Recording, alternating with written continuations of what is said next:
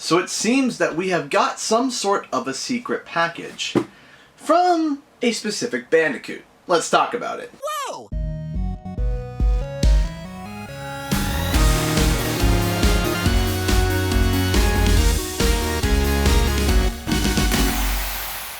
What's up guys, Canadian Guy here, and yeah, I got a package in the mail. That's really basically the context of this video so far. It is very light, you can barely hear anything inside, and yeah, I have no idea what's inside. I got no clue, no idea. Like I said, very light, you don't hear much in there, but this came from what seems to be a certain, well, Bandicoot. So why don't we dive in and unbox this thing? So obviously I have this oversized kitchen knife that is going to be peeling open this box. We're going to slice into it like it's a giant meatloaf, and then we're going to crack it open as well to see that there's going to be a brown paper on the inside. And as we continue to open up, we pull back the box to reveal that there's nothing. Excuse me? I'm just kidding, they wouldn't send me nothing. So we get a much more smaller knife so I don't accidentally slice myself, and crack open the box once again. And as we can see on the inside, we can see that we get the same brown paper bag that we saw in the previous box. And as we open it up, we can see that there's contents on the inside. And one of them is this orange box with black text on it. Now I'm going to punch in here and it's going to say, "A little something to help you pass the time, your favorite Bandicoot." Now I want to note here that the word time is in capitals. So we go to slice open the side of the plastic, and I'm trying to be careful here because I want to be able to hold on to this afterwards. I don't want to rip the box or cause any harm. And I'm trying to be gentle while also firm. It's kind of a thing that I do where I accidentally break things when trying to be delicate. So as you can see, when we flip it over, it says here it's got a 200-piece puzzle made in the USA. So obviously it is a puzzle. So I was wondering if there was going to be a reference photo on the inside, because normally the box has the reference of what you're going to be putting together on the outside if it's a puzzle. And it was on the outside, and I quickly learned that it was also not on the inside, and it was just 200 puzzle pieces. So I knew I had a lot of work to do today. I put the knife aside so I don't slice myself, and I begin to sort through the puzzle pieces. I find these two pieces are automatically together, and I kind of set it off aside because, hey, less work to do. So as I said, I begin to sort through. I put the blues into one pile, and I put all the yellows and golds and all the other colors in another pile, and I start piecing it together. I quickly find a few pieces that work, and I start using that as my base. I start going through trying to figure out what exactly this is, because doing a puzzle with no reference is kind of difficult, I mean, I don't even know what it is at all.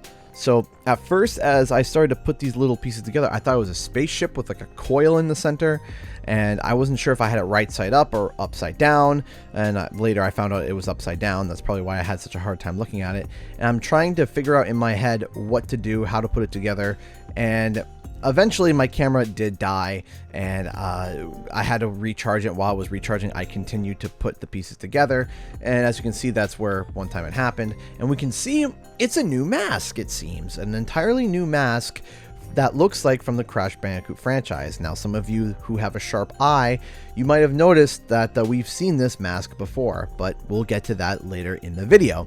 I continue putting together the corner pieces, or all the outside pieces, to try and get a better look and kind of a better feel of how big the puzzle is, because I realized quickly that the puzzle was much bigger than I expected.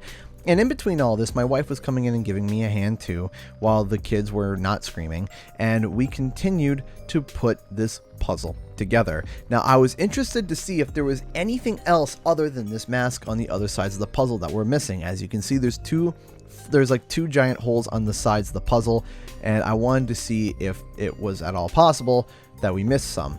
So we continue putting it together, and we started to see glass shards, purple glass shards on the side of the puzzle, actually looking like the mask is breaking through some sort of glass barrier or glass something. And as you can see, we can see this nice, beautiful golden mask. If you do look in the bottom right corner, we are missing a piece. It hurts my soul every time. I don't know if we lost it or if the box was misplaced, but nonetheless, we got the gist of the puzzle together. Now, I snapped a photo of it, and I did something that I still am slightly regretting. I threw it into Photoshop.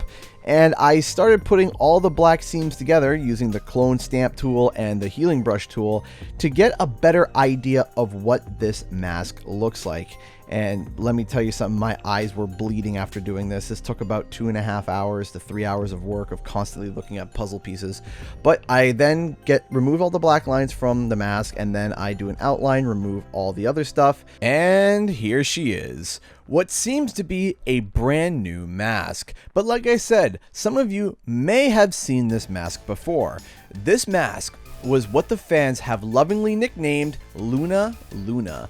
If we rewind back to PlayStation's big CGI ad, there was a moment where we saw Crash in one of his signature karts in a parking garage. He was racing both Coco and Cortex, and flashes a hand sign as he passes onlookers in the garage. But we can also see Aku Aku chasing after them, and, well, Luna Luna. Luna Luna caused a massive stir back when she showed up randomly, as we had never seen her before in the Crash universe. This caused us to speculate and discuss that a brand new Crash Bandicoot game was on its way, and Luna Luna was a massive hint towards that thought. Now, this is not the first time I nor others have received little gifts from our little Bandicoot. Back when we were leading up to the Game Awards, content creators had received orange dice, which is an accessory you would normally put on your car's rear view mirror to lead up to the announcement of Crash Team Racing Nitro Fueled. And lo and behold, literally a few days later, Crash Team Racing Nitro Fueled was announced. Could the Crash Bandicoot 2020 title that I've been speculating as Crash Bandicoot 4 be right around the corner? Only time will tell. A huge thank you to all those who support the channel through Patreon and being a sponsor on the channel.